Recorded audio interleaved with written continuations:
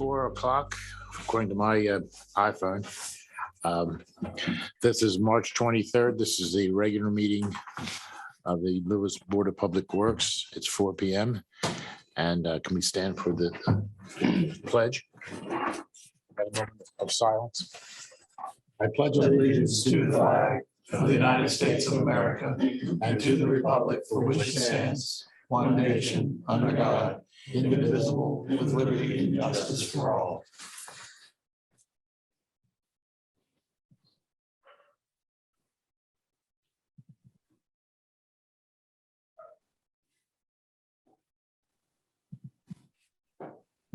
Thank you.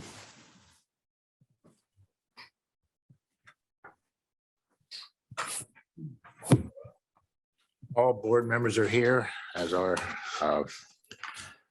the mayor, our general manager, and Mike Hoffman's not here. He's in another country, I understand. But we have Dan McAllister sitting in for Mike. Thanks, Dan. No Mike Hoffman, but No Mike Hoffman. I'll have to do it. New Jersey? I didn't ask him. He didn't mention. Hopefully it's not true. Hopefully it's not the Ukraine. Yeah. Revisions or deletions to the agenda? I believe you wanted to take off item 14, litigation. That's right. We're going to hold that off for the next meeting. I think that was ready to move forward at this point. Okay. Do I have a motion to accept the consent agenda? So moved. All in favor? Aye. Aye. Okay. Rich, how about your report? We'd love to hear you. Board, how are we all doing today? Thank you for the opportunity to present. As has been the case, most all operations are in good order with the exception of headworks, which we are continuing to work on, and pump stations, which we are continuing to work on. Some of the new information for the headworks, the equalization pump control panel replacement project is moving forward. We have, as of the last 2 weeks, received the VFDs, which is a change since this report was initially written. We are anticipating them starting to move forward with the installation of conduit here shortly on the electrical providers schedule opening up. Xenon came down for. What's the moment? Do you have an estimated completion date or project schedule I for? do not at this time. There, once they start with the conduit, we'll schedule the installation of the buckets because of the disruptive nature of taking down the panels to the flow of the station. So that will be coordinated upon the completion of the conduit installation, which is something that should not impede the daily operations of the facility. The headworks has been kind of bouncing around for a few months now. Is there anything we can do to make that go faster at this point, or what's a lot of the headworks is due to well, as far as the control panels, it's been delays in equipment. And also in regards to the other headworks equipment upgrades, it's been an uphill battle as far as getting some of the design implements taken care of and squared away. And it will continue to, unfortunately, take a while as we go through the proper permitting processes associated with it. Charlie, do you want to add anything where we're at? It got held up with the explosion-proof motor control center investigation, which is underway right now. So we hope to have that back from Keystone Engineering and integrated into the whole plans. As you probably recall, it's rebuild the grid system, rebuild the 2 screen systems, have an alternate for a second screen. All that work is basically complete. We're just waiting on the explosion proof and the electrical. Perhaps it's going to just fall into like The design. the ventilation improvements so that, those things are protected properly. The design is complete, right? Our design, Is that's what you're talking about? The like the design, not, GMB part of it for the headworks, the grid system and the screens is complete. Let me catch that by saying it's 95% complete, okay. but we're still waiting on the electrical part. That was a recommendation out of the GHD report. So we're getting that, and then we're going to integrate it into the whole set of plans and get it out to bid. That's what the holdup is right now. We got approval for the loan, so that went through. Settlement was on, I think it was March 11th. It was a Friday. So that all went through smooth. Settlement's done. So we have a loan number. We can start asking for reimbursements. All that is complete. Okay, thank you. So we're still It months would be away. nice to at least have a high level project schedule so we can see each of the pieces. And I mean, we have equipment now, you've got the VFDs and such, when the pieces are going to be completed, because as Earl said, this has been, and we know it's been an issue for a long time, but, Of course, we have to get it out to bid, so we won't know until we did it. but for the portions that we already are in process on. Yeah, could you, Yeah, we can. if you work on if you can that. get an idea from them. Sure. And then obviously, once the bids come back, we can add those sections on. We had Xenon representatives on site on the 24th to review the membrane operations, and that went well. And we are in the process of implementing some of the suggestions to improve some of the challenges in operation of the equipment as far as some of the air and the turbidity meter. I may have asked you this, but I guess all the operators that are involved with that were there to talk, to see what Xenon was telling how to operate and maintain the system.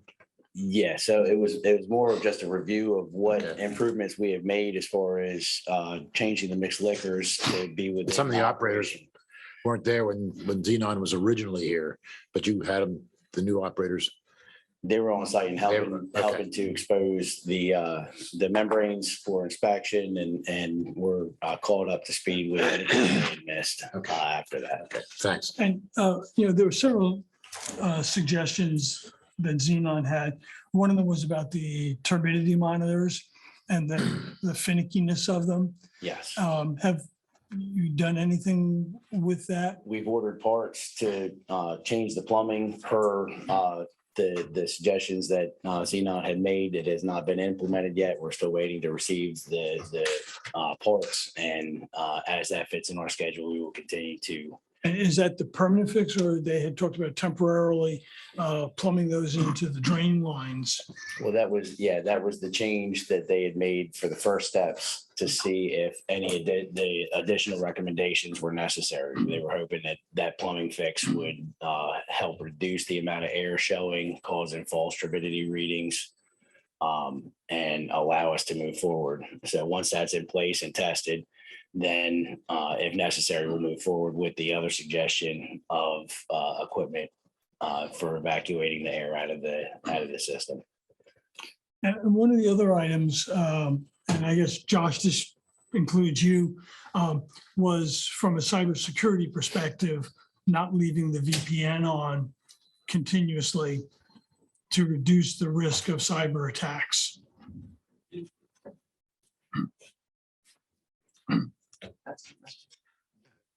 Short leash. Right. So currently the VPN is client to site, so it's not a continuous. It's at an on-demand status now. So it's not left continuously open.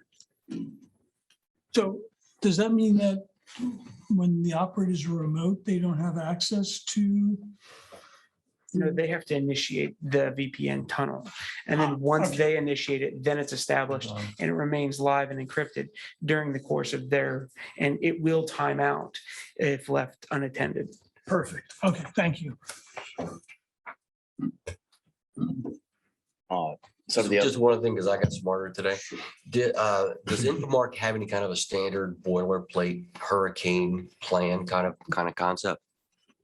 We have a emergency response plan that we had produced for this site in particular, as far as giving us some general guidelines as to how to maintain the functionability of the facility during a storm event or anything else. Okay, I remember seeing that. It wasn't. I remember seeing it. It wasn't what I think we might be looking for. I would just actually kind of look around to other plants Okay. that you guys service and see if they've got any kind of boilerplate or things we can kind of leverage and advantage ourselves by having a broader perspective. Sure. Thank you. Well, I think that was one of the things that was discussed when Pete, or with Oh, Paul was up. I knew it was a P. That you might be able to leverage something from the other side of the house now. In particular. With a new group coming into them. Yeah, got it. Yeah, that was more in reference to their experience with the operation and maintenance of other membrane facilities. Yeah, and- yeah. And whatnot. And we actually have the manager of that group scheduled to come up in the first week of April to evaluate our site and give any suggestions as to how we could improve the cleaning process and whatnot based on his 20 years of experience. Oh, Well great. received by all of us. Wow. That's Yeah, fantastic. yeah. He was very impressive. Paul. Thank you. I'm glad it was well received. Yeah. Continuing on in regards to the pump station section, the generator transfer switch for station 8, the parts still have not yet been received by the contractor. So I will be following up again with them to verify when they anticipate that, because we were hoping to have that installed by the end of this month. Also, we, Infomark had received a proposal from Freemeyer and Associates in regards to new classic T rotating assemblies that were available to them, and forwarded that on to the Board of Public Works for further review to help with Station 3. The only thing was we were waiting on the pricing and the ET on the valves, right? Because you need the valves to be able to replace the rotating assemblies. Correct, and that's a separate aspect of things from that, right? Because of the isolation, and I should have those quotes completed by the end of this week.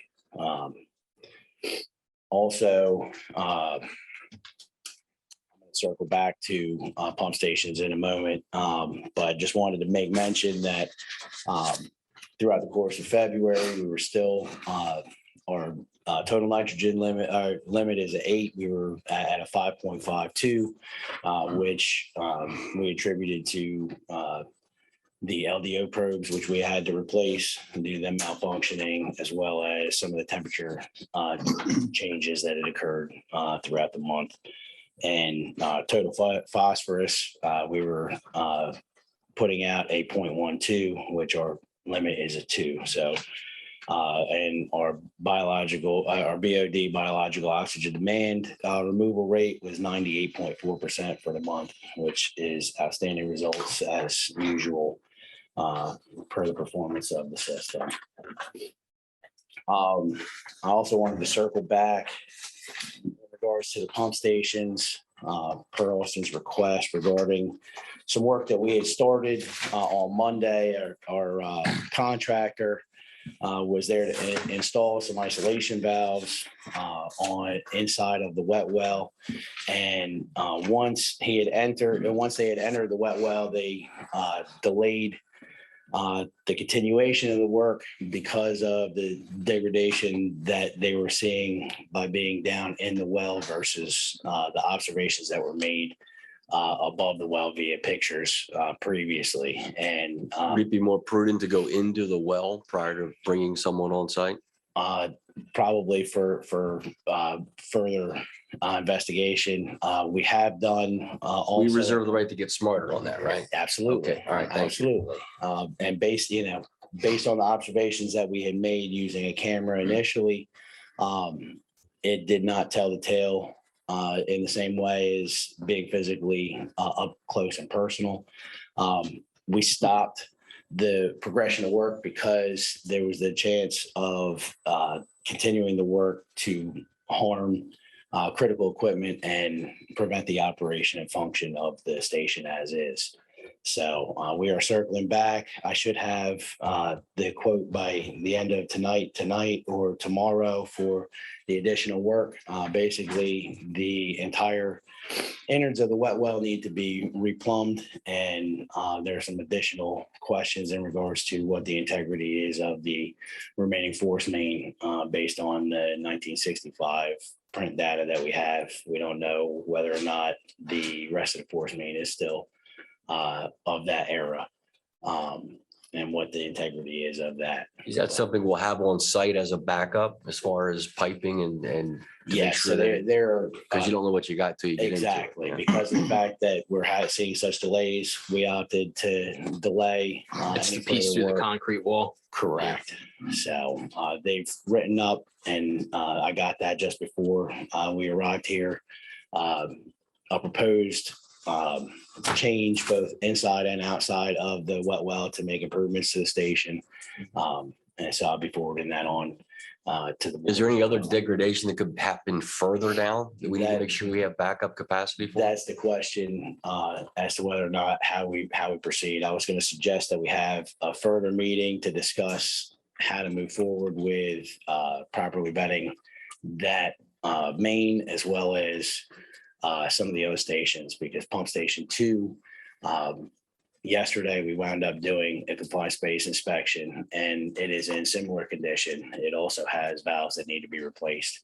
So this is something that is becoming more and more apparent. And as we've discussed previously, it may be time to consider moving forward with a capital project versus just piecemealing some of these stations, because more and more of them are in similar condition as far as the degradation of the piping inside of the structure, which is difficult to see without doing confined space at each of the stations. So Would you be sure, once you decide, you put it in writing to us and tell us what your recommendations are, so we have that? absolutely. And I just became aware a few hours ago that there was a study done, a grant study that was done back in 2019, 2020 of some of the infrastructure. So before I present the actual pictures to the rest of the board, I wanted to have the comparison contrast Good. to be able to give you a fuller picture of where we were then versus now. And that way we can give a more complete story. Good. Good. That's all I have at the moment, gentlemen. A couple of more points. When I was over there, and I guess from when Scott Getchell was over there, only 2 or 3 of the drying beds are poured. And we seem to be doing a lot of liquid hauling. We had just finished removing the contents of 5 of the beds and put it in the barn for further drying. Oh, okay. We had been rotating them, utilizing the barn storage because of the rain that we've had. So that's made things complicated as far as getting sludge out. But we have sent, I believe it's 5 or 6 dumpster loads full of sludge out. We've been Okay. utilizing the beds to the best of our ability. Oh, okay. Then we've based on hit it at the weather, wrong so- times then, because Yeah. when Austin and I were over there, there were only 3 beds. Right, presently, and- because of the rain, we push the contents of the bed up so that way it limits the amount of rain surface area that affects it, to allow us to dry So if more. I look at the prior month, it was 81,300 gallons that was hauled the prior month. This month, it's 84,600. If we could get a belt dryer from someone else around here, is that something we should consider, do you think? I believe so.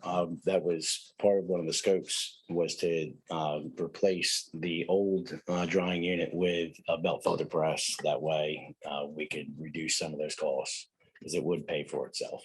Okay, we'll see if we can help. When will the county have their unit available again? Do you know? If I could get it available to you sooner, would you take it? It's available. So So it's good to ask a question, you know the answer to, right? Can you talk a little bit about the caustic spill? I'm sorry. the caustic spill? Sure. So we had an issue with one of the caustic pump. One of the lines had detached from the pump and laid outside of the containment area, putting it down the drain, which fortunately it's on site and we were able to capture it in the influent EQ tank.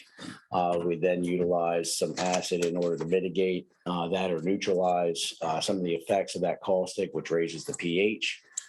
Fortunately, we caught it prior to it affecting the biology of the plant. The pH only rose from a 7.5 to an 8.2, which prevented the microorganisms from going into shock, allowed us to continue treating. We then utilized dilution by filling the influent into the EQ tank. And also, as I said before, we had utilized an acid to help neutralize some of that, and slope fed metered in over the course of 2 days the contents of the EQ tank, putting the EQ tank in bypass in order to still be able to utilize what most of the chemical that had made it out. And we've since cleaned and secured and gone through proper checks and protocols with the staff to make sure that they are checking and paying attention to what the conditions are of those lines. So I'm glad the buggies are happy, but was this the Tygon tubing from the temporary pump? Yes. So those temporary pumps have been there for a year. What's the plan for going back to the permanent ones? Because, temporary pumps are supposed to be temporary, and I've always been concerned they're sitting on the wall and exactly this type of thing. Okay. So the reason why we switched over to the Pulsatron pump was because of the issues we were having with the other pumps that were in place. So as far as efficiency and able to restore service, the Pulsafeeder pumps are more easily serviceable. So we can do a more permanent installation. We had attempted to service by replacing the other pump with a new head that we had in place, and that too was not able to function properly with the caustic system as is. So the temporary pump has been more effective as far as sustaining some of the challenges with pumping that material. We've had less issues. Unfortunately, we did have this spill with the tubing.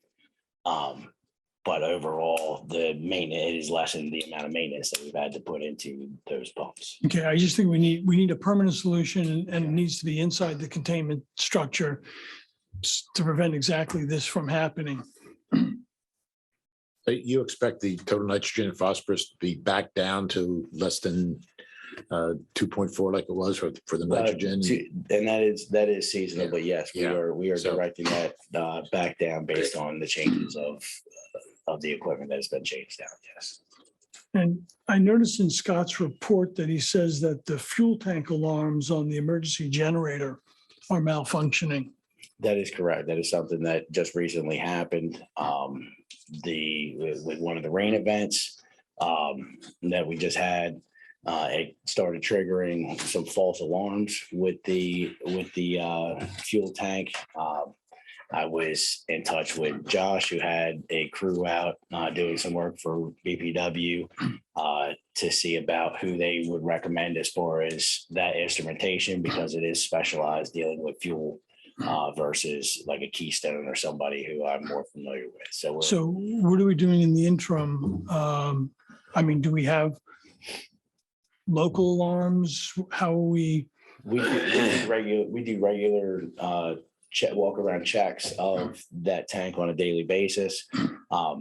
But we have disabled the call out function of that alarm. It's still issuing the false alarm, However, it's not creating unnecessary call outs. So it's still registering as an alarm, even though it's faulty, and we're in the process of reaching out to multiple vendors at this point to get somebody in to give us a quote to fix that system. And the other thing that apparently, what's that? Right,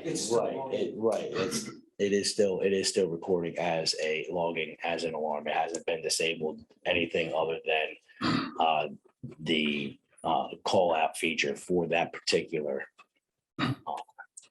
alarm. I see in Scott's report that it says that the 5-ton gantry crane is in need of replacement. Not replacement, it needs some so it is sticking in a couple of spots. And so we have to do some high level inspection of that to see if it's a rust issue that's not visible on the top surface of the crane. It's still to be further explored. It did pass inspection for overall function. However, we're having some troubled areas with it. So all these items, do you have a master punch list of items that you're tracking? Yes, it's on it is on the whiteboard in the office as we're working through them. Because I think that's probably something we would like to see That'd be on nice an to- ongoing basis. Put it in. What the open items are, Okay. what the status is and estimated completion. Because one of the other items, that has been for a while, there are temporary sump pumps in the electrical manholes out there. And what's the plan for replacing the sumps in those? We had started replacing the electrical line in particular to the headworks, Right. starting to design how to phase out those manways because of the confined space entry that's necessary in order to service them. Understand? So that is part of the engineering out of or away from having to deal with those at this point in time. Okay, so That's being done, you're saying. So we're in the process of working through that. They did the replacement, the direct burial of the conductors from the point of service to the headworks. However, they also laid in the ability to branch out to take care of the other services as they are deemed to be replaced. okay, I did not realize that because I knew that we did the part to the headworks with the failure. So there is a plan to replace the remaining lines? As failure occurs, yes, they started integrating a system to make available as things need to be. So as failure occurs, I so, shouldn't say that. I mean. As replacement. That's- We're all gonna I'm win sorry, I somehow. wasn't really getting on, but I mean, what's the time frame on that? Because temporary sumps, there are hoses running over to the old clarifier and I do not have a time frame at this point. I had 200,000 in there for 23, 24. and is there any alarming function? Because those are just temporary pumps with extension cords and, if they fill up, are we going to have another electrical short? I don't think you're not running them when you're not That's there. 110, right? They're not running when we're not there. And we're pumping them out to try and mitigate some of the alarms as they persist. So we can develop a further plan to address that. I assume you've now gone over 500 days with no injuries out of That the is plant. correct. Congratulations. Oh, that's great. But the 200,000 that's in there was for that project. We did the emergency electrical project there, but it goes to that J box that has enough space in there with elbows that you can branch off and go to each building. So So that's scheduled for next year, I have it in there for 200,000 for next year. for next year. Yes. On the pump schedule, you have rehab pump 2 for pump station 8, Yes, sir. and it says completed March of this year. Yes, sir. Is that on target? Yeah, had already taken place. So Yes, it's sir. done? So it is done. We replaced Okay. the rotating assembly and pump two. We still have some valve work that we are planning on doing in both stations 4 and 8. But yes, as far as the rehab of the pump itself, yes. Anybody have anything else? We're good. Thank you. Thank Thank you. you. Thank you, gentlemen, very much. Thank you. Thanks, Rich. Okay. Item 6, receive the president's report. The only thing that I wanted to mention is that for much of the day that this board worked with the city council, the city itself and the council members, as well as the county and state on a drill or scenario for disaster recovery. And I thought it was excellent. I think comments I've heard from everybody else felt the same way. Yeah. It was a very worthwhile. I mean, Day investment. it was very good. And we're the only city that's done this? Is The only that- one in Sussex County. Wow. Wow. That's And we, that's commendable. It really is. So mark your calendars for September 6, 2022. For Scary. Lisa. All right. I would say more realistically, I don't want to believe that's going to happen, but mark your calendars for 3 years from now, we'll be doing it again. Good, good. But there will be an after action report filed, which will recognize many of the things that we talked about at the conclusion. And gave us several ideas too. So Good. we'll follow through. It was worthwhile. It was very worthwhile. Okay, item 7, receive general manager report. So March, again, busy. We're coming towards that May timeframe. On the construction side, things aren't slowing down as usual.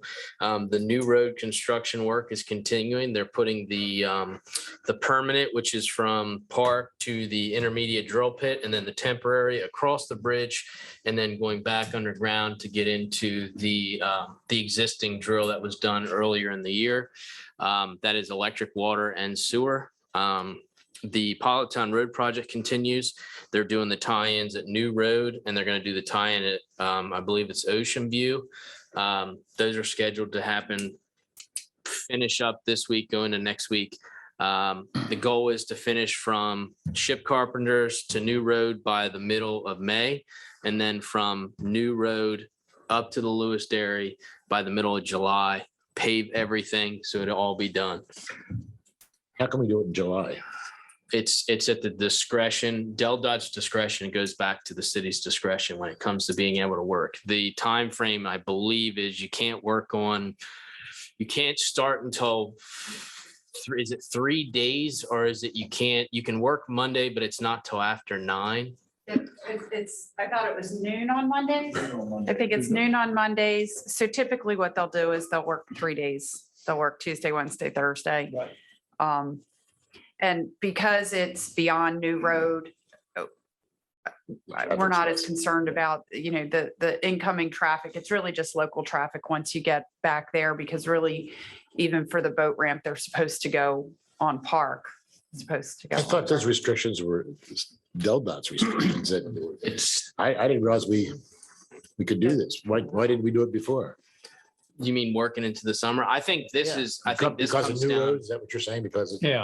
I think because it's out of a well-traveled Okay. area. I think there's a bit of the fatigue in there too, because this project has been essentially 3 years. So we're not coming back in the fall, then we're going to No, finish it. no, the plan is we are going to finish it and it'll be done by mid-July. We had a meeting with Teal. They're confident that it's going to work out that way. So we carry on. Then we have the Donovan's Road project, which is extending sewer from what will be the Dutchman's Harvest and Senior Living Center across Atlantic Drive, directional drill underneath Savannah Road, and all the way down Donovan's Road to this manhole at Savannah Place. It brings water and sewer down there. It will end up being there if Donovan Smith were to move forward. It also hooks in those few houses along Donovan's Road up until, so there's going to be a service provided to Mr. Ritter. Well, it's Mr. Ritter's son, which his name's Parsons. So he will get a service, then the 2 parcels to the right will have services. So it's kind of and we knew this project was coming down the line. So that project's going to be starting here in the next 2 weeks or so. I believe it's April 4th. What if Donovan is hanging out there and they don't do it? I mean, do we need to do all this? This project is going forward because of For the just a Dutchman's couple Harvest. small little things? No, it's still the same projects moving forward. It was really who was going to move first. It was either the Dutchman's Harvest project or Donovan Smith Okay, project. I'm with you now. Okay. I got So it. we'll be sending out and sending out some communications to all those residents and Do coordinating. you want to mention the unusual work conditions there? So, This kind of, so this project is very unique in the fact that there is a one in and one out, and it's a very tight area to work in.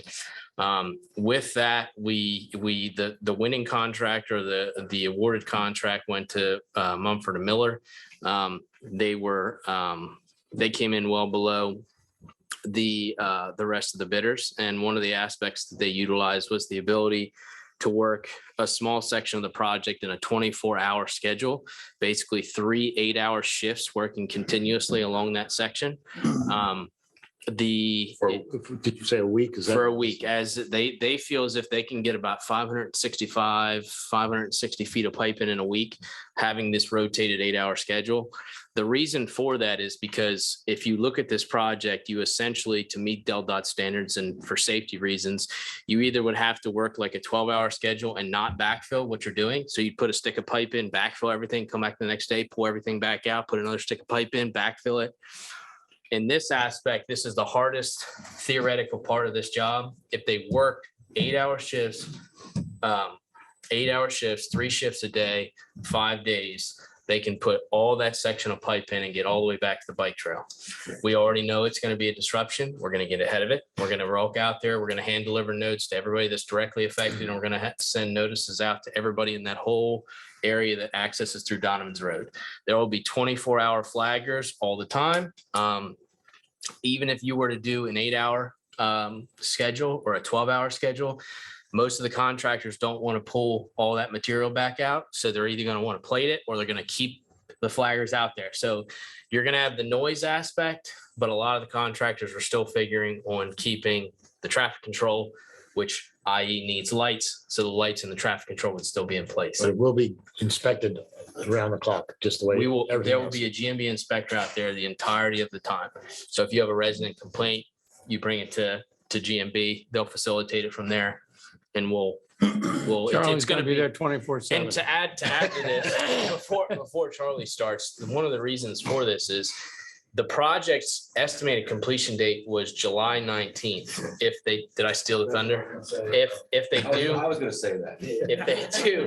if they do the 24-hour work in this short amount of time, in this one impacted area, it basically reduces the project to a completion date of on or around the first week in June. So we know we are not looking the other way. This is going to be an impact. But like I said, we're going to get ahead of it. We're going to plan on actually between Rob and myself and GMB, we're going to try and hand deliver letters to everyone that's directly affected. We're going to get a hold of Billy Betts at Donovan Smith. We're going to have a letter sent out to those folks. We're going to try and get a hold of everybody in Savannah Place beyond those that are directly affected. And obviously it's Wannandale, just because that whole area is going to be impacted because there's one way in, one way out. Right. And there's no way of trying to figure out another way of creating the ease of access. And then you have the bike path, which DelDOT is requesting that whole piece be encased in a casing, so that if the bike trail turns back into a railroad, that everything would be under control. Don't know where they're going to go because there's no bridge, but And horse and carriage. yes. So that's Okay. that project. As far as just some highlight The only thing I on. would say on that is because it is at night, and I know we will, but make sure we've got trucks and lights and everything out there because people aren't going to be expecting something like that. So the other part And that Wendell would call me if I didn't say this. well, and we had a conversation with Mumford and Miller, and they were looking into different ways that they could minimize the impact. A lot of it having to do with slamming a tailgate. So these big these big dump trucks, and then also the possibility, I don't know if OSHA would allow it, but somewhere on the backup alarm for the excavator. Again, I'm not hopeful on that, but that's just another thing we're gonna look at. But like I said, we're trying to stay ahead of it. We recognize the expedited schedule that this could really help out these folks. And I mean, essentially saves anywhere from a month to 6 weeks off of the schedule for about a week of impact. You want to mention the Atlantic? Shoot. Sorry. Get all the bad news out there also. The other part of this project is that there's going to be a manhole set right at Atlantic Drive. And as many of you know, there's a duck bank that runs on the Atlantic Drive side of Savannah Road all the way down. Because of the proximity to everything and where the manhole is going to be placed in the intersection, they also have submitted to have a detour and shut down Atlantic Drive for 3 weeks. That plan's been submitted to DelDOT. Not quite sure if DelDOT reached out to the city for comment. Aware of it. They did not. So one of the But we will be things, giving them comments. well, one of the things that Ellen Lorraine was there, and between the both of us, we expressed that in theory, if you look at it, it definitely looks like the only option for them to use is DeVries. And we mentioned to them that that is probably the worst option to use because it's not meant for that kind of traffic. A lot of people park on the side of the roads, and when you're pulling, even if it's construction traffic, let alone regular traffic, it is not the best of options. You also have to figure in the school traffic as well. So again, we're working through that piece of it, making sure that all the bases are covered and that all the signage is there, because ultimately, if the city wants more signs, contractor has to put more signs out. So yeah, that's that project. Everything's fine, huh? Yeah.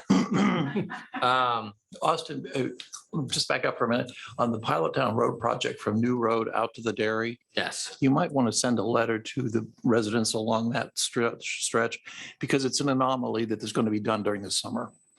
That'll maybe, quell some complaints or inquiries. Thank you.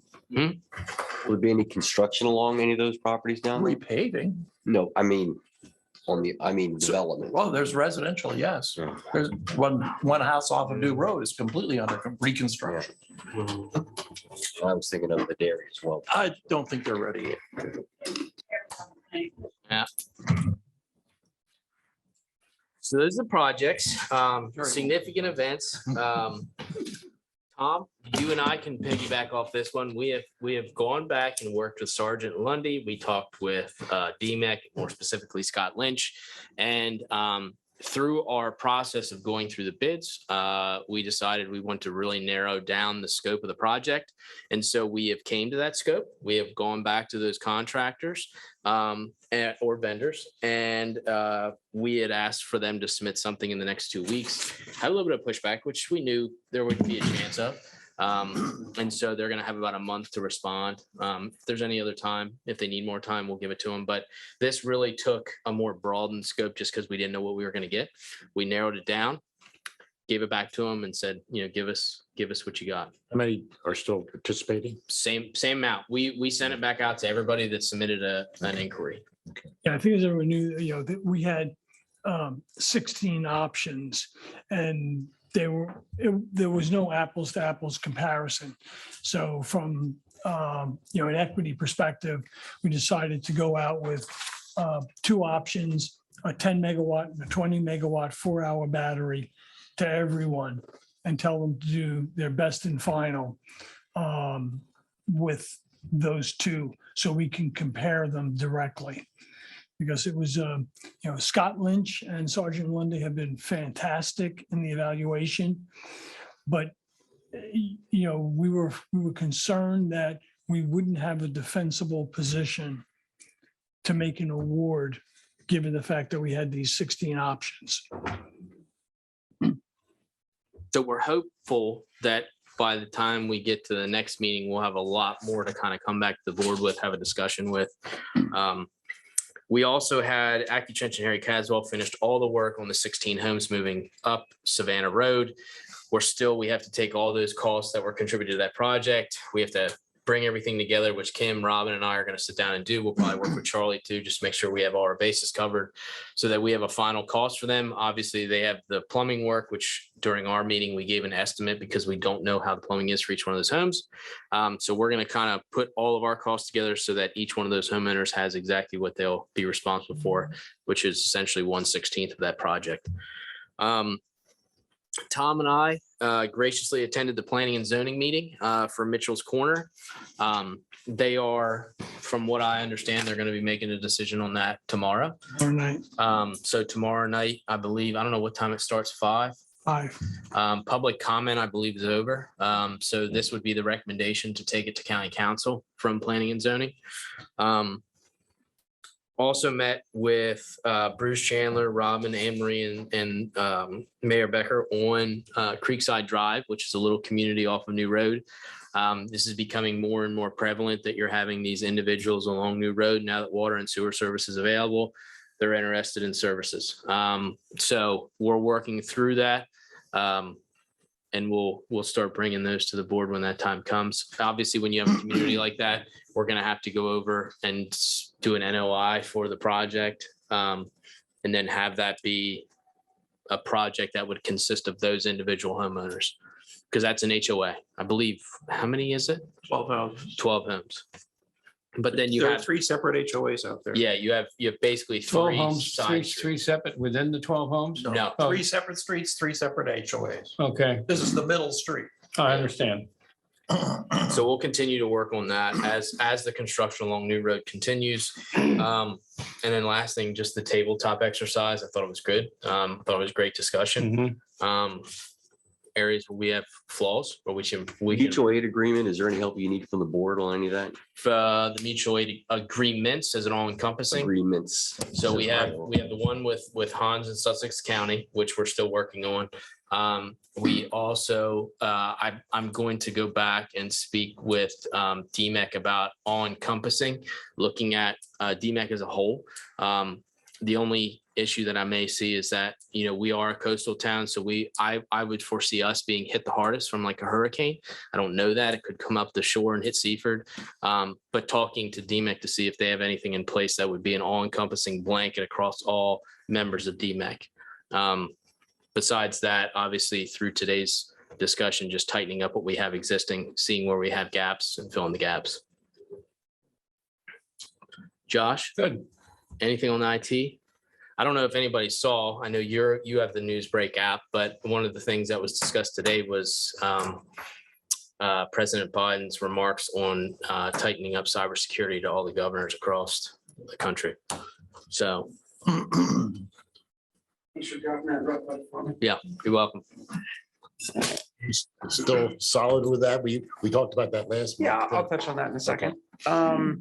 First and foremost, I just wanted to let you guys know that, yes, the gas boy project is done. So the pumps are replaced, not the actual tanks, but the kiosk has been replaced.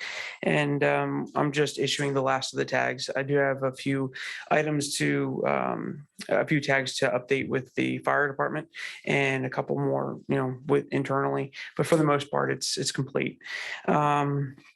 What are that? What were you just mentioning? I didn't. The gas boy, so it's the fuel system that monitors all the usage for all of our fleet. Out there at Schley Schley Avenue. Avenue, Okay, I correct. wasn't sure where you were. Yes, Okay. the system that it replaced was very old. Friday went ahead and I finished the admin training for that software, in which I will be retraining or cross-training other individuals. The next item I have is the wastewater treatment plant network upgrade project I'm working on. I did go ahead and I did order and receive the majority of the materials. Some of the materials I have to get locally. And then it's going to be, it'll be a minor impedance on the office at the treatment plant. So I'm going to coordinate that with Rich to make sure that, the best time to get in there. Should take about 2 to 3 days, depending on manpower.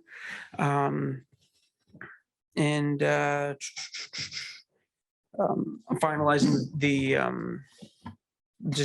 I'm finalizing a couple of install instructions so that I can have help. To circle back around to what you were saying about the governor, about the President Biden and the governors, we are doing everything. We are doing our regular patching. We are checking and monitoring regularly. In addition to that, we have, like I've previously mentioned, we do have outsourced IT firms that do also monitor our traffic. In addition to the normal processing, I've went ahead and I've started shortening the amount of password interval changes.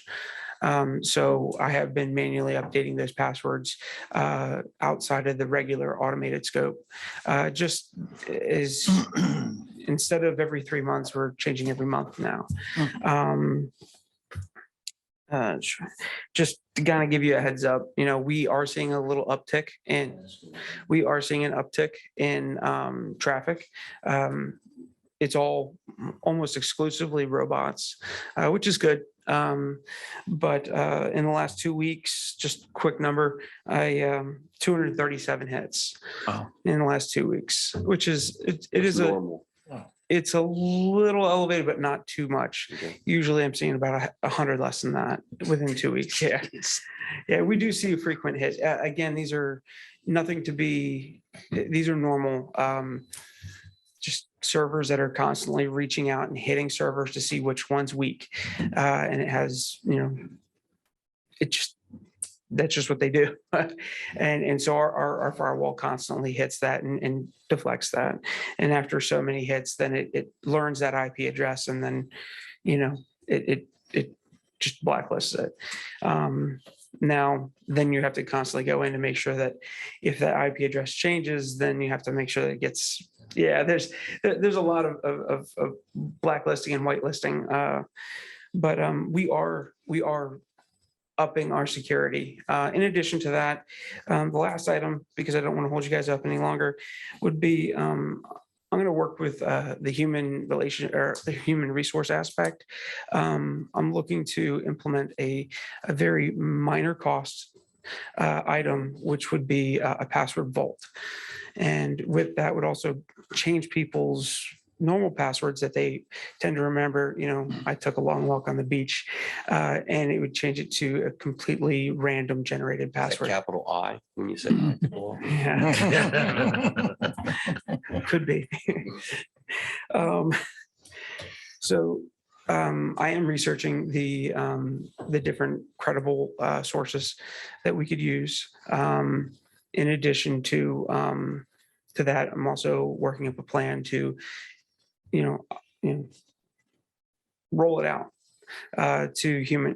Unfortunately, with IT, human resource, that human reaction or interaction is the most difficult part, because we'll do everything we can to make the computers do everything they can to not change the people. But sometimes we need the people to change, because ultimately it boils down to human is the weakest link.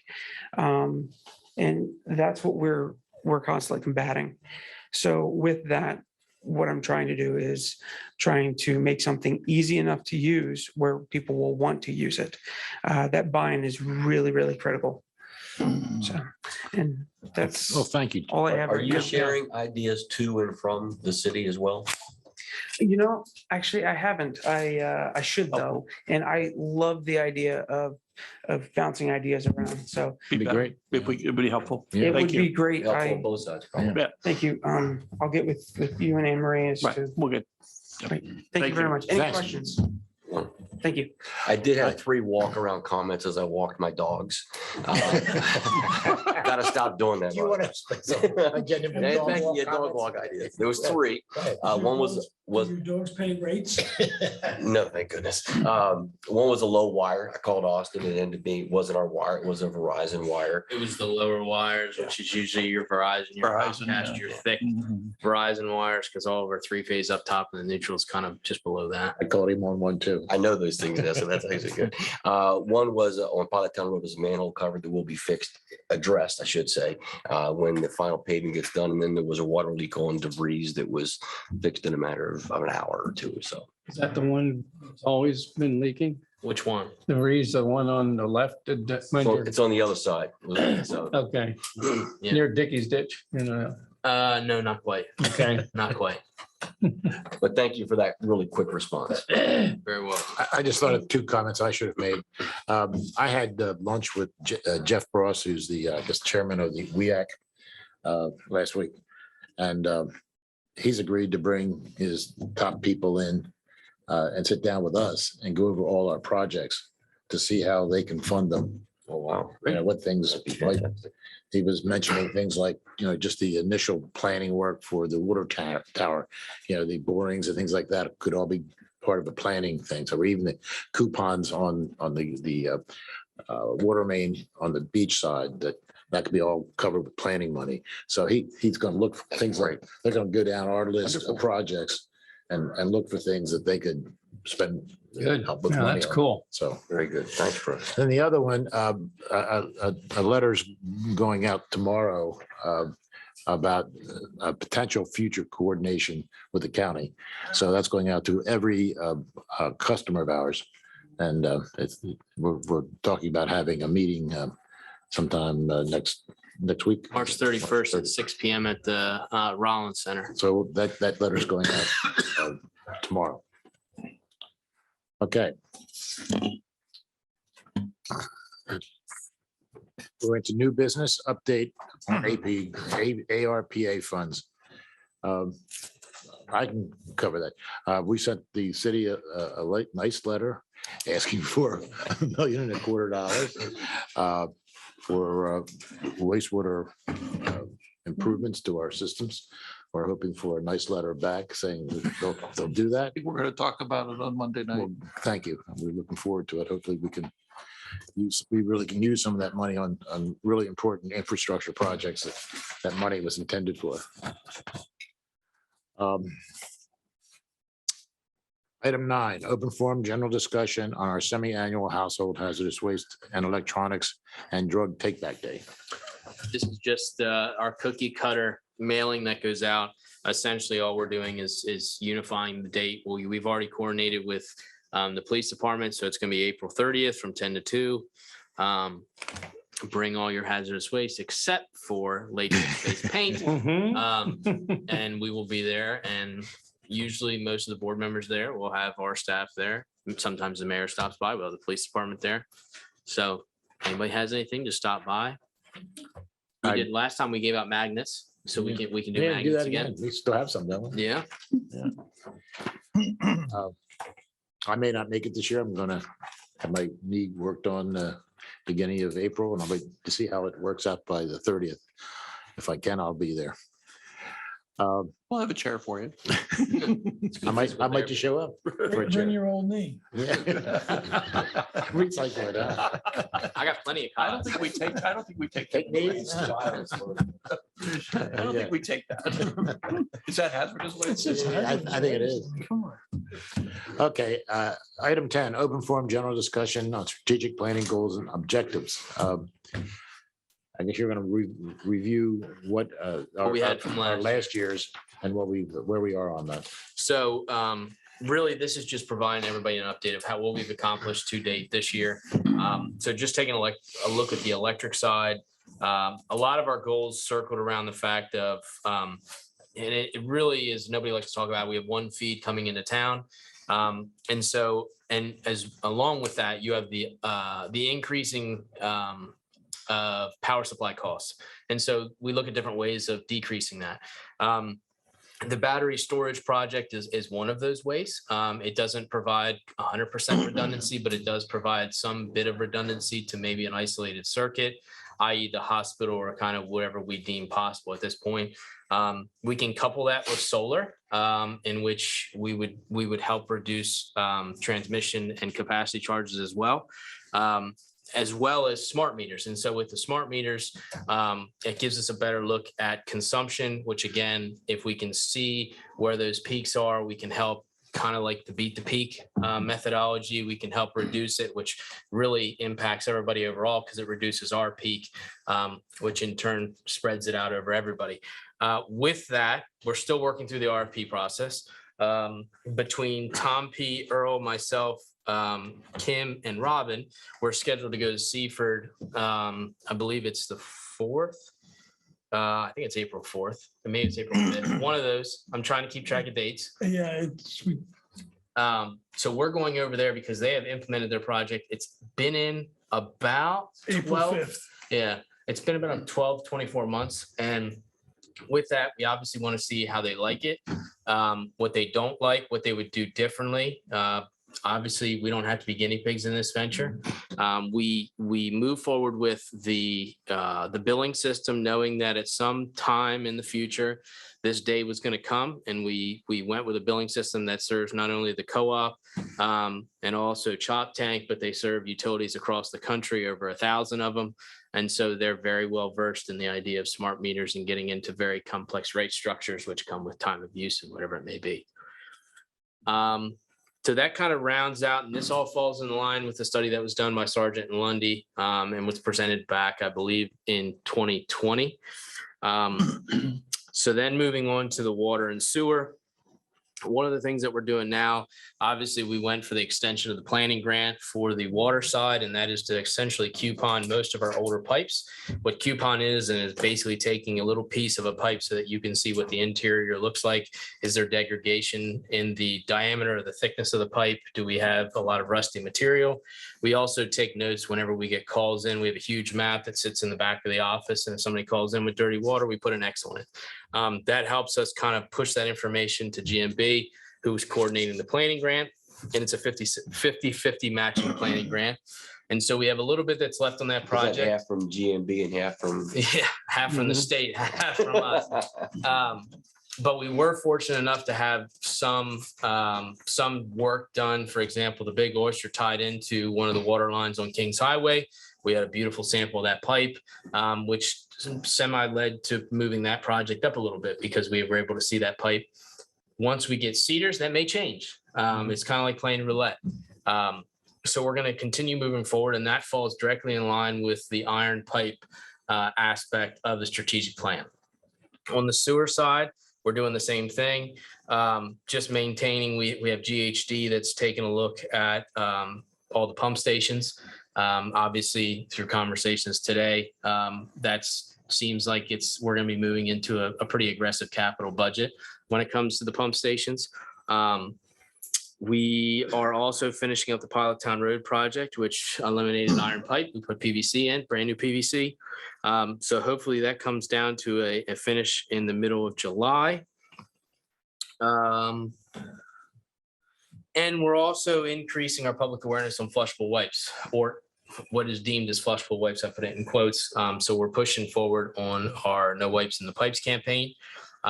One of the things that actually the mayor shared with press was when you were in Washington, D.C., you shared a photo of a mechanism. It was not a cheap mechanism, but it was something that could be utilized more specifically towards a medical facility, in which we have several throughout town. I think now that COVID is kind of coming down to, knock on wood, a little bit of a halt, we'll be able to get in to a lot more places, do a lot of key account discussions, and really kind of get our message out there on what this impact is. We're also looking at, discussing it with other towns, municipalities, the county, not only Sussex County, Kent County and beyond, because if you just do a little bit of Google search, you can see what the impact of the flushable wipes is on everybody. Well, even a conversation we could have at Seaford when we visit them for shared best practices. In looking at the website for that gadget that you identified, Mayor, they targeted, that one of their videos in there was about medical facilities. So evidently medical facilities, they have a history of having a wipes problem. So I think that's why we should look more carefully at the hospital out here. I noticed that, we should still get in touch with the facilities guy over there. I know that you've tried a couple of times. We should pursue that again. And then the other facilities that If you're having trouble, let me know. I can help on that. I mentioned it to Dr. Chan when we were there, and I was, Okay. yeah, but no, maybe we'll mention it again. They've been focused on the 24 campus, but Oh, yeah. but They've still, they've got a lot going on. Yeah. So I think the medical facilities like that evidently are a problem. So that might be one of our major sources if that's true. Yep. I'm sorry. No, you're fine. So that kind of rounds out the water and sewer things. So then we move to the sea level rise discussion. One of the things that the board has decided to do is talk with GHD on having a long-term plan for the wastewater treatment plant. So that scope is being ironed out for a proposal. And this just doesn't stop there. We have a joint meeting on Monday with the city and the BPW. And one of the items on there is also a stormwater study of Lewes Beach. And really what that's going to do is that's going to end up probably most likely playing into the overall Cedar project, which is a water and sewer project. So holistically, we're looking at that as one massive overall project that's really going to have the city involved, us involved. We know that that's going to be a huge impact, but again, when you're looking at projects like these, this early coordination is really going to help us hash out in the beginning and have a great project when it's all said and done. Engagement and transparency. So one of the things that we did was work towards both having a finance committee similar to what the city has and also working towards a mitigation committee. The mitigation committee would be focused towards BPW utilities. We can kind of work coordinatively we can coordinate with the city's mitigation committee, but this is really to focus on BPW utilities, every aspect of the BPW, whether it be from water, wastewater, stormwater, and electric. Again, on the finance side, it's very similar.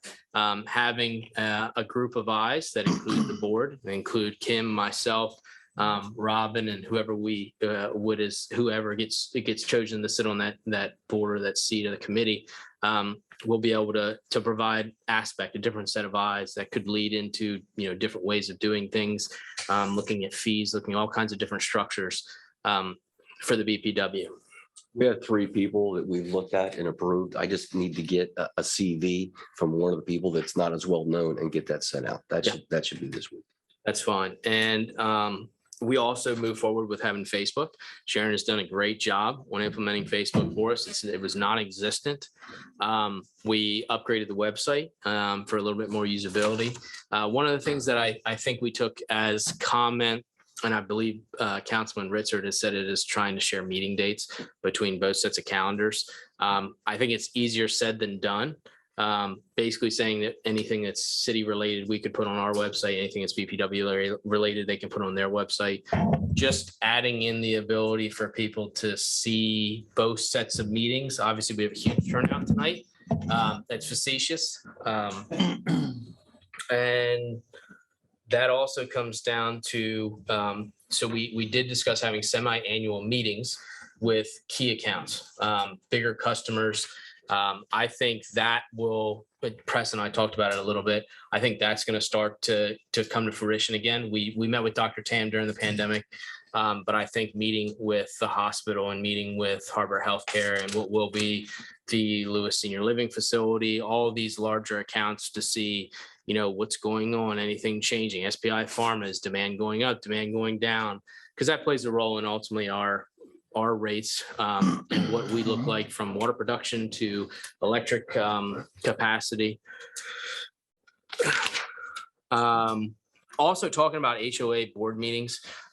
Again, as the climate of the world turns down as far as COVID, I foresee us having the ability to talk with more HOA boards, getting out there, seeing what we're doing right, what we're doing wrong, and moving forward. Wrong necessarily isn't a bad thing because that's how you get better.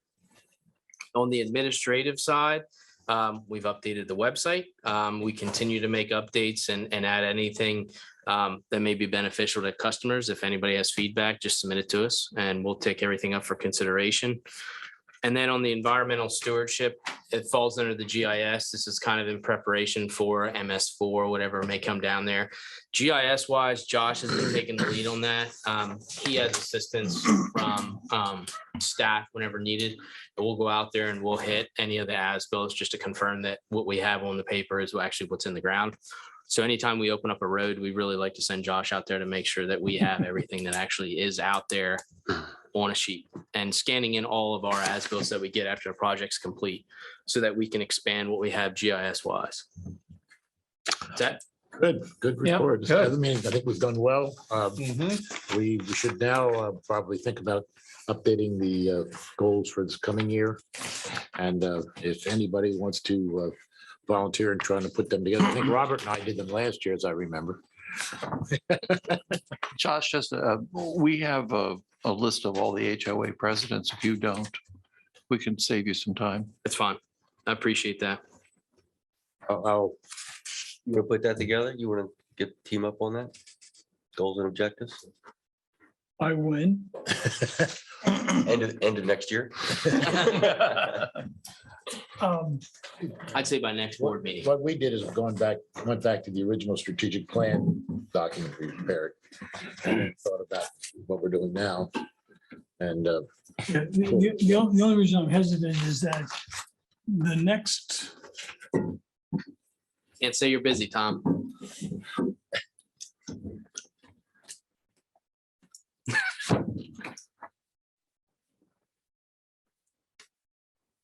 yeah, I mean, but it's gonna have to be like the second or third week in April. I mean, Yeah. that's, plenty of time. You're right. You know, yeah, I'm, if you'll do that, that would be wonderful. Thank you.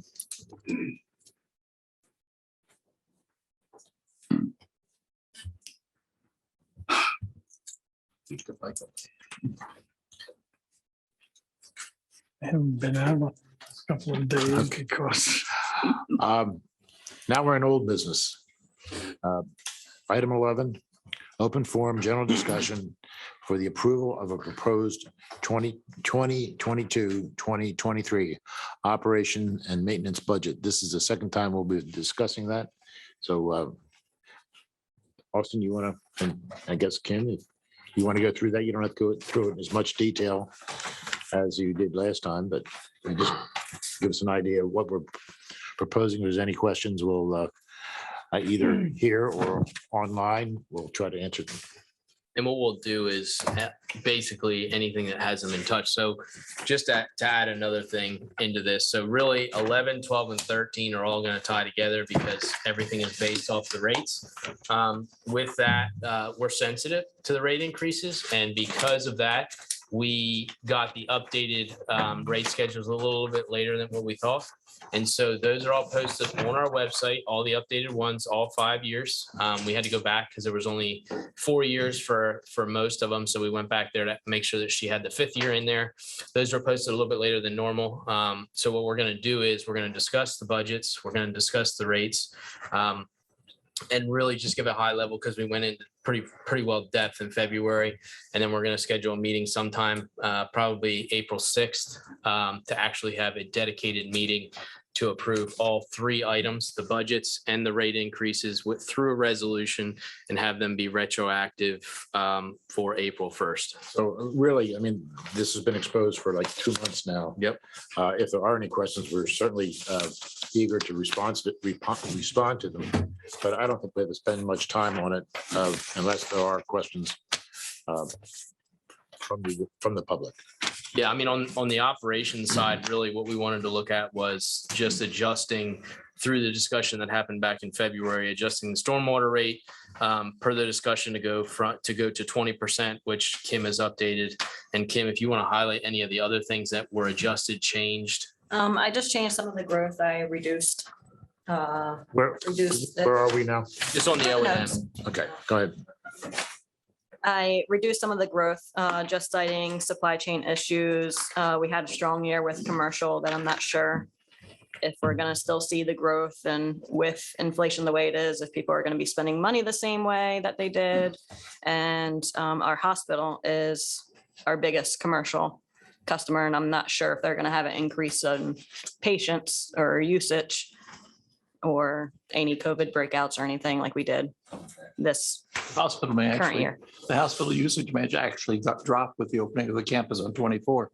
That's one of the things we're mindful of, because when you're looking at the budget, you're trying to look at historical averages, and it doesn't really play nice with the pandemic. I mean, obviously, we talked today, they're at a capacity of what, 192? And their normal is probably a lot less than that, but they have the ability to stretch higher. This past year, I think they were on the high side throughout the year, and now, depending on how this plays out the next year, they could drop off significantly. They add the campus on 24, that could also pull back stuff. So we're trying to be mindful of growth, knowing that you also have the rate increases in there as well. And the only real expense that was, had a little bit of a difference was the purchase power. Since I reduced that growth, that reduced the expense for purchase power for our budget.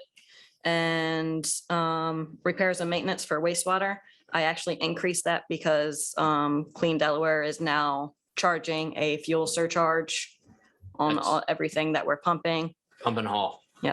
Who is charging? It's pump and haul. Whenever Yeah. we talked about it today, when you pump liquid out of the digester, Yeah, Clean Delaware has added an additional charge onto their pumping and hauling charge, which is basically a fuel surcharge.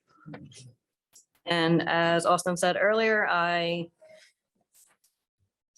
did the 20% increase for the stormwater, which increased our revenue by $38,000. The one thing that could, with the risks potential on the downside of the hospital, the upside is that the assisted living facility is going to be coming online, and that's a very large facility. So, One could offset. yeah. Granted, it's probably a much more efficient building, given, When's that due to open? September. have they gotten their transformer? You could answer that question better than I. It's a great question. That's all I have. Do we have any questions from the public? You have a very nice discussion of that in the follow-up notes. So if anybody has reviewed the previous one and want to see the detail of this, they're welcome to do that. And we're at the next, what the idea is now, we're going to go through these three items, the capital, the O&M, and the rates, and then leave it open if anybody want to comment between now and April 6th. April What 6th. time is that meeting going to be? Well, I don't know if you want to pick it now or. I think about 2:00, if that. I'm just works for asking. everybody. And then we're not going to take additional comments at that meeting. We're just going to go over it and look at the comments that have been received between now and then. You're going to leave the record open until the 6th? Yes. Or are you going to close it like a day or two before? We can. The 4th is Monday that week, right? Yes. So let's leave it open until the 4th. 4 o'clock or something? You're sure at the end of the day. Yeah. Okay. Is that okay with you? Yep. Suggesting it. We're going to have it at 2:00.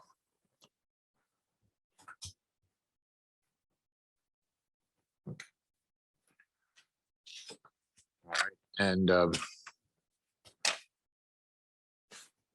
any other comments on the O&M budget? If not, we'll go to the item 12, open forum general discussion for approval of the 2022/2023/2026/2027 capital budget. So like I said, on this side, the only thing that changed is I extended the lift station upgrade piece for the 500,000 every year for 5 years, obviously through discussions today. That seems like it's going to be well utilized. And the other piece was I had some comments from Infomark, not necessarily as much detail as I would like necessarily, but I implemented as best as I could what they had put down on their sheet.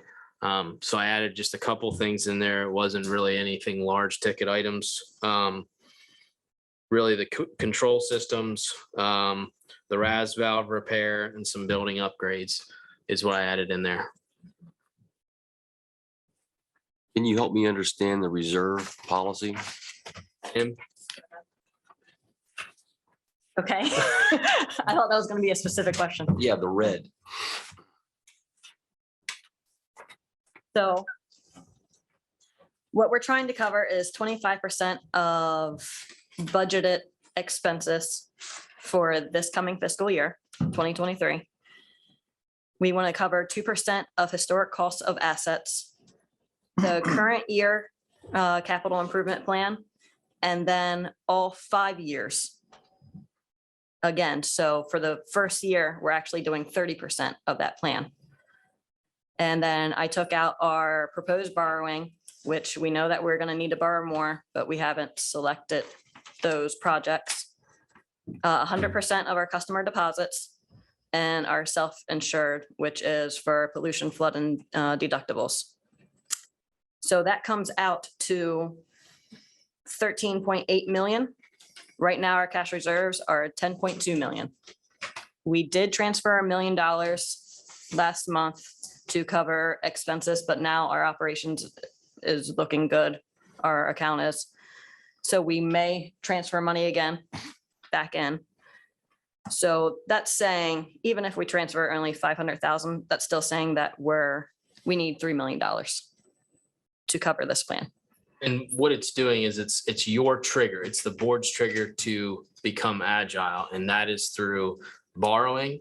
That is through rate increases or rate adjustments, et cetera. So this is your trigger as the board. That's the reason this policy exists, for you to react. And so that's the next item is your reaction. But the long range adjustments, rate adjustments will more than Yeah. cover that going forward. Yes. That's You remember this is she where had we are. the, This is our goal by the policy that we set up for Yes. cash reserves. So we're 3 million, say, short. And the adjustments should make up going forward, yes. get us back to where. Also, If you remember with her presentation, she had the cash columns, and that's what she's trying to do to get us to, And at what month does that catch up and become positive? it'll be years probably Years before we hit our reserve policy targets? that we're comfortable again with the capital budget that we have. But remember, you also have to factor in there that you have a capital budget of $40 million. So that's if you go out tomorrow and you write a check for $40 million.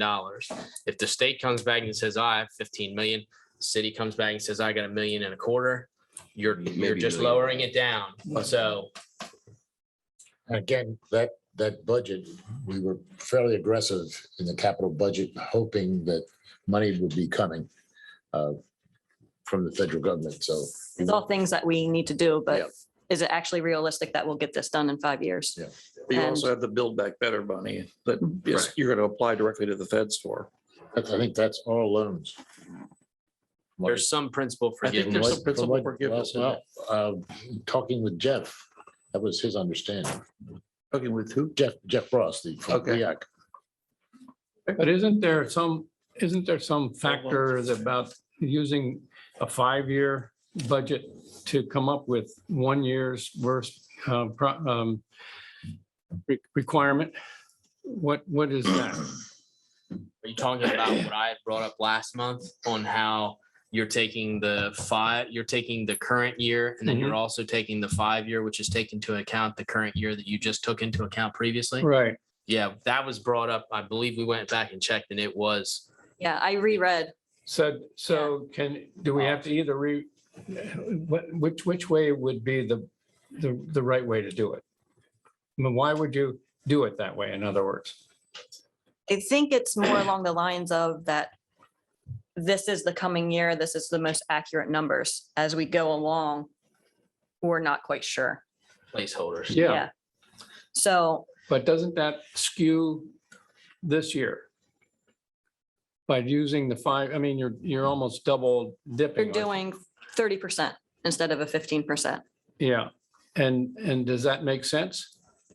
At the end of the day, it just tells you that you need to have more cash in reserves, but as. I mean, as in we- terms of, from a financial standpoint, why is it that we're not just using 15% to get for I 1 believe- year and then next year and the next year? I believe it was set up that way because this is the most accurate numbers. So we want a better percentage of these numbers as opposed to the next 4 years, they're gonna change. Even this year is gonna change, but they're not gonna change like those 4 years. So we're only gonna do 15% of that as opposed to 30% Yeah, of this coming year. That is the most accurate numbers.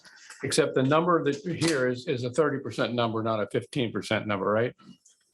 Or not? It's 15 and then 15 again. Yeah, that's one point. It's a Yes. double dip. Yes. So what we're behind, what we're in a negative situation is really because it's 30%, not 15. Yes, and that is almost $2 million. Yeah, and so I guess, well, maybe I don't understand it economically, but I think what we need to do is we need to approve the plans. We need to maybe, I think it's May, we have to look at the reserve policy and approve it. And I think we need to, prior to that, figure out exactly what we want to do as a board. It is our policy. yeah, I mean, good idea. I guess the idea, I thought was that, if the money doesn't come from the feds, we can always push things back to where they would be in a normal. And I'd be okay approving that if we put that in writing and say that. Okay, Mhm. okay. So Yeah. my point is there are options. We need to look at the options, figure out what's best for our customers, what's best for our safety and welfare, which we even talked about today Sure. at the meeting. So there's a path. We just need to make sure we are all in agreement on how to get there. Mhm. And I do believe there is a path. So I guess it would be appropriate to make a motion to that extent. Is But that you're what not, you're not approving No, anything no, but today. So I mean, when we do. yeah, when we do. It's not due till, I think it's May. the cash reserve policy. Yeah, it has to be approved in May. So Okay. we have some time to work through that. We don't even know what our rates are going to be necessarily. We're pretty locked in, but Yeah. you never know. Yeah. And you're right, there's things that may not happen. Keep that thought in your head, and when we get to that point, we'll Yeah.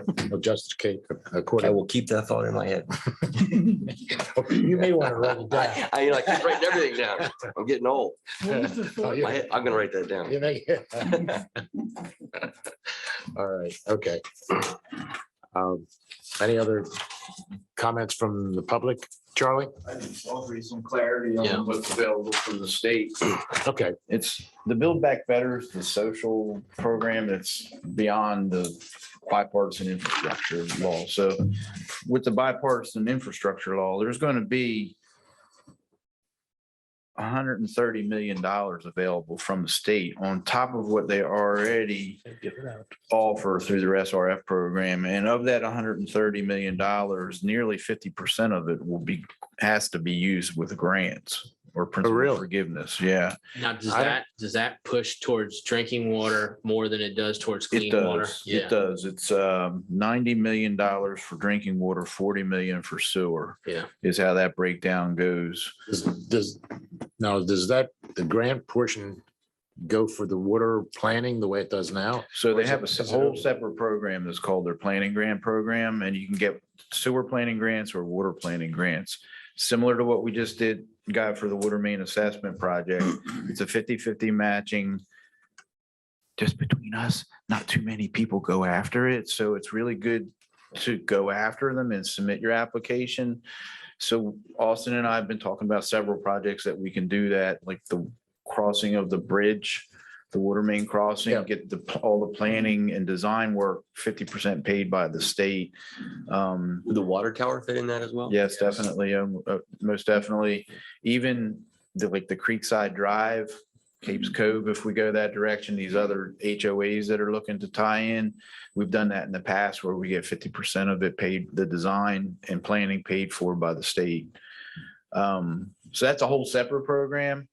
So I just want to let you know that there's 90 million on the drinking water side, in addition to what they already have in their coffers, which is like 40 million total, that this bipartisan infrastructure law is going to be sending down through the state SRF program. You should be aware, because these projects aren't on your 5-year capital plan. There's $140 million of money coming through the BIL, through the Delaware SRF program dedicated for lead pipe replacement. And mostly where we see that isn't, well, there's a little bit in the mains at joints, but mostly it's services to houses. That is 100% grant. So we just don't have our plan. We've been talking about putting together our plan on how to address that and apply for some of that money. And then they have $40 million. This is all over 5 years for dedicated 100% grant for emerging contaminants like PFAS and on the way, this could be used on the sewer or water side. So like on the sewer side, pharmaceuticals, things that we see at the wastewater plant that are on. So there's a lot of money, $315 million over the next 5 years coming through the bipartisan infrastructure law. A lot of it's going to be grant.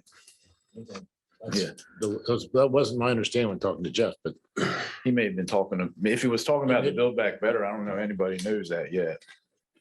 I think that's what he was talking about. You're talking about The infrastructure The bill that was infrastructure. passed last fall. Okay. And everybody else was talking about ARPA, but Yeah. from the state side, the governor allocated no money from ARPA towards water and wastewater out of the nearly billion that they got.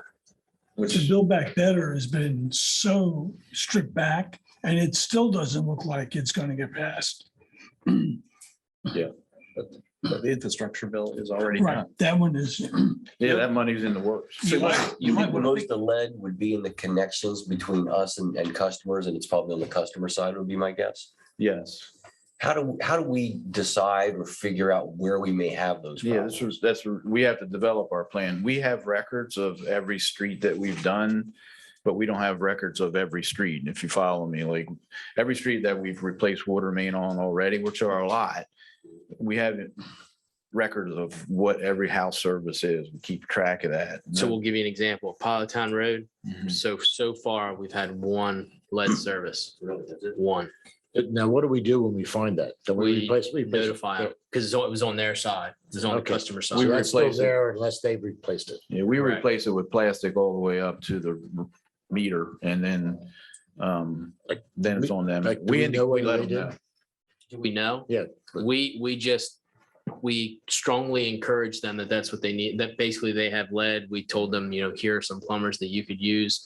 That's all part of every project that we do. We do the exact same process. But I will say lead and copper rules are becoming very, Yes. very strict, in which you basically have to have an inventory of not only your connections, but also the customer's connections. And then I think that's going to end up leading towards subsidies, i.e. Yes. somewhat of what's starting to come out for replacing into the home. Well, what was your 58 that lead pipe was? No, 70 or no, 80. No, it was earlier than that. It was more like 58. Then they went to galvanized. Yes. Yeah. Oh my Which So is if we, they had- if we identify,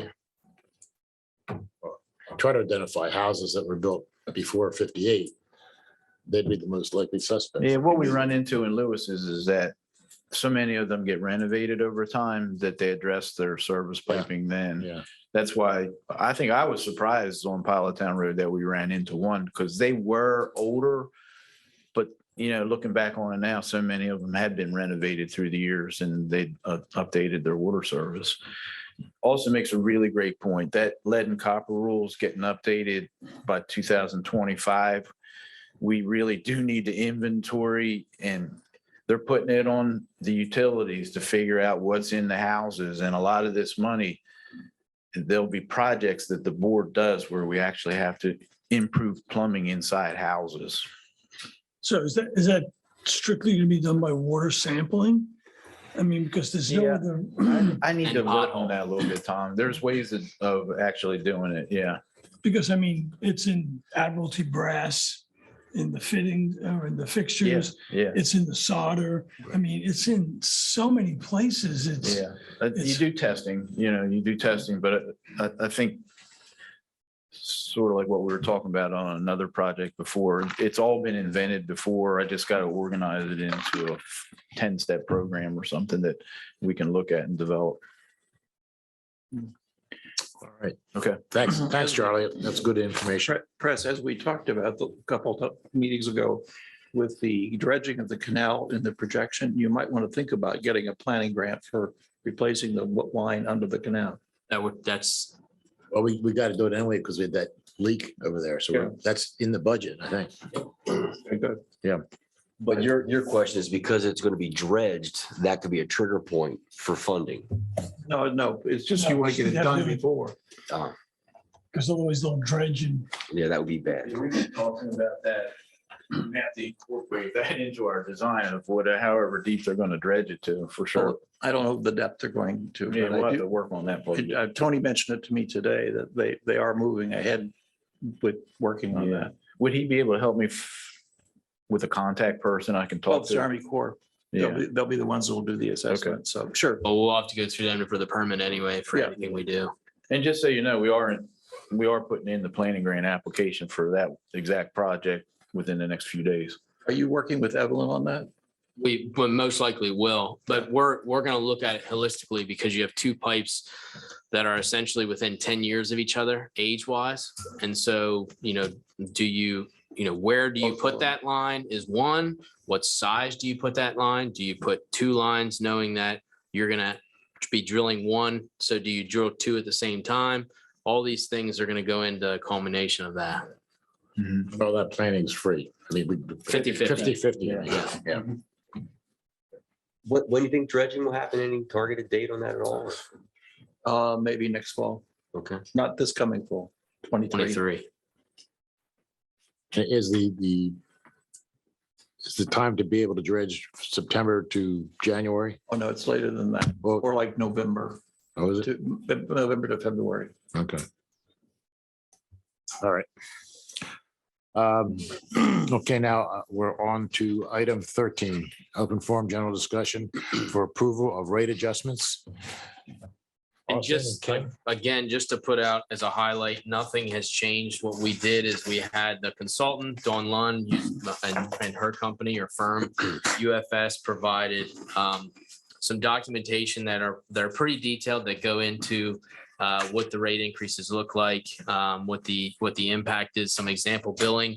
I will note that there's another piece to this, which is the PCA, which is the power cost adjustment.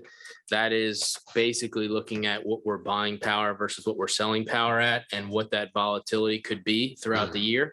Obviously, we just had an increase on DMEX side, which came and was passed down to us. So Dawn is taking a look at that document. It's an Excel file. It is something that we want updated because it hasn't been looked at for a while. And so that is kind of the phase 2 piece of this. And that's going to play into it, since on the industrial side, we're moving from a rate that was calculated every month to a rate that will be fixed. And so with that, there'll be a PCA incorporated into that. So Other you, than that, all of these rates are the exact same that we've discussed as far as the composition of the actual percentage. They're revenue-based rate adjustments.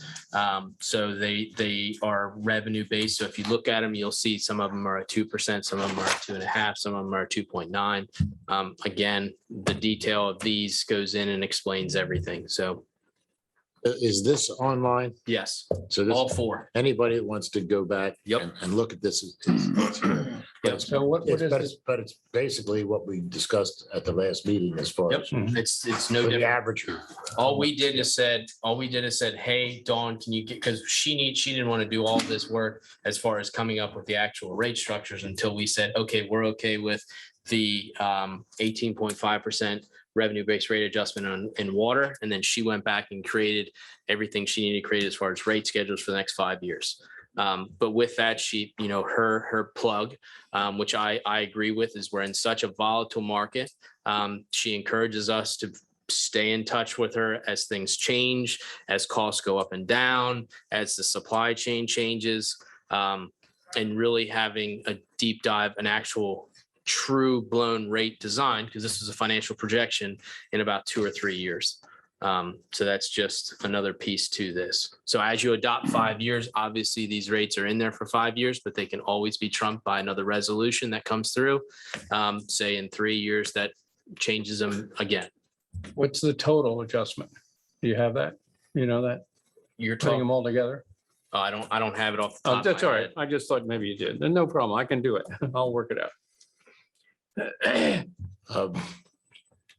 Any questions on this? So just to clarify, and I know Austin, you and I talked, on the industrial side, this rate structure is the new rate structure, Correct, but it doesn't have PCA. correct. So this is the one we're talking about holding off on, This is one. because this one would put us at risk. So on the industrial side, because you're going to a fixed rate instead of a rate that's calculated every month, that rate that's calculated every month has the ability to be volatile based off your power supply cost. Since we're going to a fixed rate, Dawn has gone back and looked at historical averages on the industrial rate.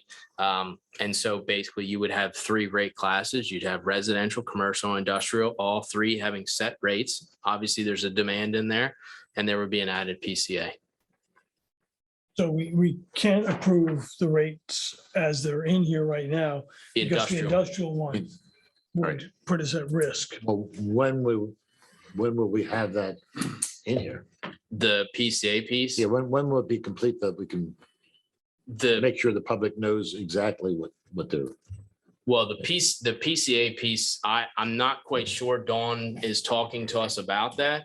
One of the things that she said was you could essentially move forward with this because the PCA piece itself, when we're talking about the volatility, you're talking just the industrial. So what Tom and I said was you could essentially pass all of the rate increases or adjustments and just say, you're going to keep the industrial as it is until that PCA is complete, and then you would update you would we update do that that. separately in a future date. Yes, So right now, this is what it is, yes. and it'll be when and if it's necessary, we'll come back to the industrial rate to adjust, to make that a public adjustment. I mean, we would be protected because it's calculated monthly. Yeah. Like the existing, if we're going to go to a fixed rate, we needed to have the PCA. We'll And do that at a separate. Yeah. vote. Have you thought about extending that to residential properties? I know in cities, people are very happy to have a flat rate for, and then adjust it at the end of the year. Well, our rates, all of our rates are, what will be. Instead of fixed. getting a monthly bill that was based upon an actual consumption. I know a lot of oh, you people, mean an average? an average rate. That's actually a billing. It's billing, not this, but have you thought about extending and thought about averaging? Never been discussed. Maybe worth considering, especially for some people who are on fixed incomes, would enable them to sort of, Are you suggesting that we do it for anybody or people that just? it's available in Washington DC, it's available for everybody. So what You you do you is, can select that though. Yes, it's a selection. so what they do is they go back and they average the last 12 months. Right. You pay that monthly, and then at the end of the year, they compare the two Right. and they true it up. I Yeah. think Dover has it as well. Yeah. Yeah. Are you talking I- about budget billing? Yeah, budget. Yeah. bill. Oh, we offer budget billing. You do? Yeah. Okay. What's our take on it?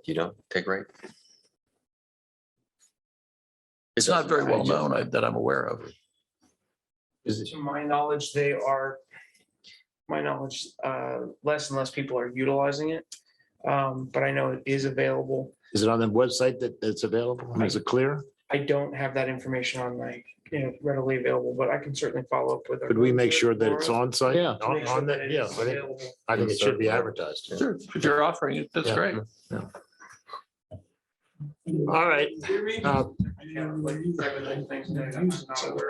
Joe might do it. Yeah, we should try to make clear on the website that this is available, and if you want to do it, fine. It's just- And we offer all the agencies that offer assistance for anybody that is in need. We also have those that we just, provide as a contact.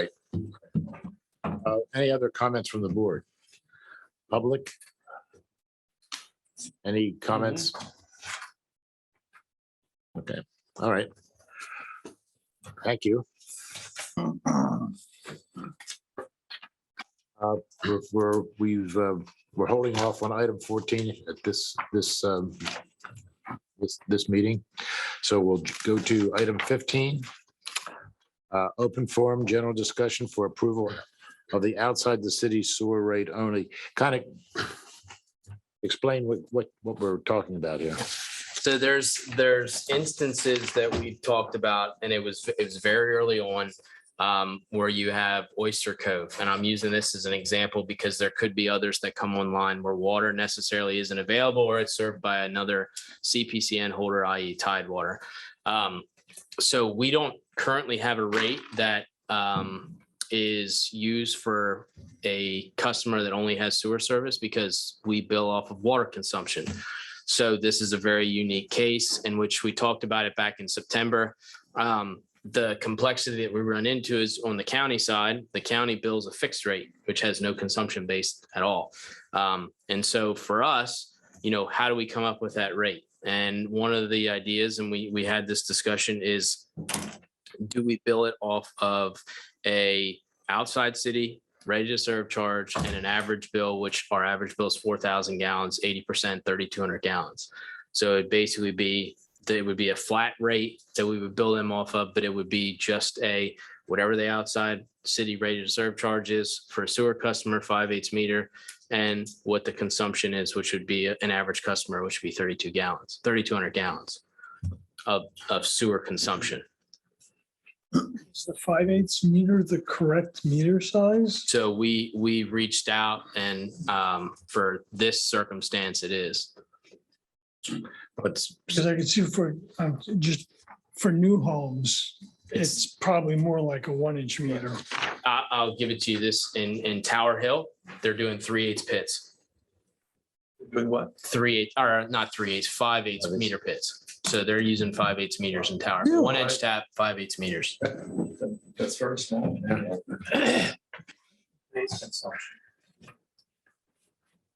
what do you think? I mean, suppose you have somebody that's really an unusual water user. There's no limit to how much they can use. It can go both ways. So that's just the methodology that my thought is, but we're getting ready to bill them. So I need to have an ability of providing an amount. Yeah, I mean, I know what the other option is. I mean, Or Because you meter on their can't- well. put a meter on there. No, I mean, they're Meter metered on by their Tidewater, sewer? but Tidewater Oh. bills quarterly. Oh, So well, could they build, we could build them quarterly, I guess. Yeah, how would you bill them quarterly? Get Tidewater's bills. But are you doing a ready to serve for 3 months and then also using whatever their usage is? It would end up being the exact same thing Why would it be the exact same thing? because you're going to bill off, you're billing the same. Well, you wouldn't have a fixed consumption, but you're Yeah. still billing outside city ready to serve whatever their consumption is. Administratively, we're going to have them provide the bill. So what happens if they don't provide the bill? Just Plug Just their- thoughts, plug their because sewer, you're yeah. gonna be No, no, relying no, on, you're gonna be relying on them Yeah. providing you that information to be able to bill You them. think Tidewater Yeah. would cooperate with this? It's a good question on whether they would provide customer Well, information. we to could the- require the homeowner to request it from Tidewater rather than us. I'm only coming up from the administrative aspect, because if I go to our billing clerk and say she has to Yeah. call Tidewater or have to have that sent to her every quarter. That's How many- Do we, I would be very do surprised if Tidewater would do it 20. themselves. do we have any customers that we send to build to two places? That we send the bill? Yeah, do we have anybody that wants a bill sent to a second location?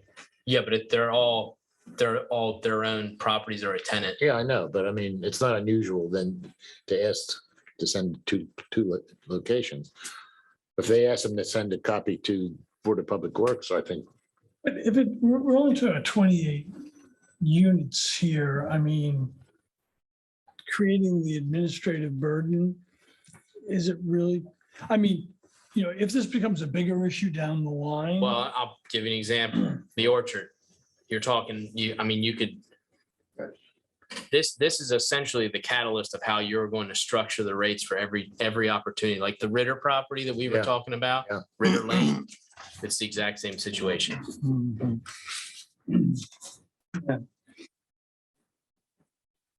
Yeah, if it was just 28 townhomes, it'd be one thing, but yeah, how much trouble is it getting 28 bills from Tidewater and inputting it into our system? I mean, is it? Yeah, but it's 28 bills that may not be on the same month. So you're Doesn't, It's, What's your history of like being all from the average? I mean, it theoretically, it's going to come down to how the unit's used. I mean, I'm kind of like, I don't have any saying it. I know. Kind of like with Tom, that, you know, the administrative burden may not be worth. Yeah. The effort. Do we have a variance for?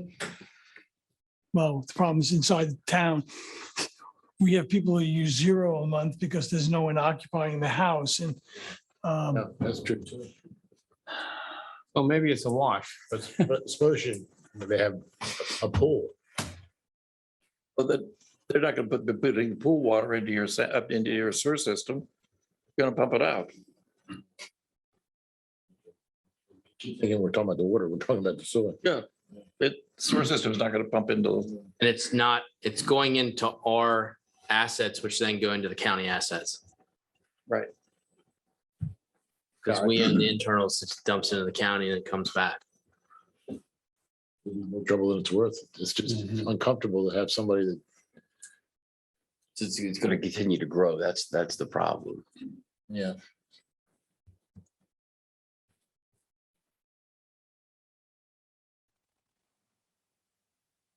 At least for the Again, how moment, mu- I how would much- take, How much trouble is it manually entering something like I that? can read my employees' minds and I know that they will beat the crap out of me. Okay. Out of you though, right? Not us. That decides it. Yeah, we're okay with that. Yeah, That So- decides. That decides. Do you feel the love? yeah. So I just, I'm all for using an average. at the moment, why don't we would just take the average and use the average now until somebody can come up with a better thought and a better way to, a system to do it. Because we have to start billing them. And I'm not, now it's 28 homes and and all I if it want, gets to hundreds, then we really have to come up with something different. But at the moment, I would be very willing to say, fine, let's do an average and until we can figure out a better way to do it. But I would reach out to Tidewater, try to figure out how that could be done electronically, so we get that information. But I agree with Tom. all I wanted approval on is the methodology, not a dollar amount, just to say it's gonna be built off of, a ready to serve for a 5/8 meter outside the city. When we touch like commercial, it's gonna be a whole different ballgame. Yeah. This is strictly for residential. Yeah. Understand. So the ultrasonic flow meters, Charlie, on the sewage. No. What the motion would be, What about if we true upped at the end of every year to get their whole usage for the year? Compared to what we build instead of doing it every quarter? Or we could do that at the end of the year and figure out, is it worth changing the process? I would make a motion now that we take an average and use it until we can come up with better methodology. the motion would be for an outside the city residential sewer only customer Right, would be billed at an outside city, ready to serve charge right. and an average consumption of 4,000 gallons a month, That was very well said. water consumption. I'll use that. No, okay. I'd like to discuss Kim's idea. Oh, I mean, we would have to talk to Tidewater first, that they can give us that information. Because I would rather rely on a company than having the customer have to Yeah. email their bill into us. Or what would the process be for that? If the company can have a file and they can just send it right to us of everyone's usage. I guess what I look is the complexity is that it's easy to sit here and say, this is how you should do it. We bill every month. So to say I'm going to hold 2 months of bills and to keep track of 28 people, which could grow to 50 people, and say I'm going to hold this month, I'm going to bill this month, this unit gets billed on this month, this unit gets billed on that. I'm month. not- I'm not saying, I say that we do the average every month. And then at the end of the year, we actually look at the numbers and either we can true Oh, up you're saying or true we up on can consumption. either Mhm. see if it needs to be addressed. No, That's a good idea. I'll put that in there, in my motion. I don't know, it has to be in the motion. I think it's just an action, that's Yeah, just an you're right. action It for us does, you to. know, you just check it out. All of that doesn't work if we can't get in. Yeah, right. I got you. I agree with the original motion and then ask you to look at it of ways to get that information easily or if Tidewater, we get it from Tidewater or get the homeowner, send it for the first year or something. Come up with something that is better, but we'll go with the original. Is that okay with you? Good, that's it. Yep, that's a good idea. So basically a pilot for 28 homes. We reserve the right to get smarter. And we may change it down. Right. You can change this at any We time. would hate to see you get beat up. We really would. Yeah. That would be Alright. ugly. A little bit. I can already see it. So that's the motion on the table. You a second. Okay, Any further discussion? All in favor? aye. I,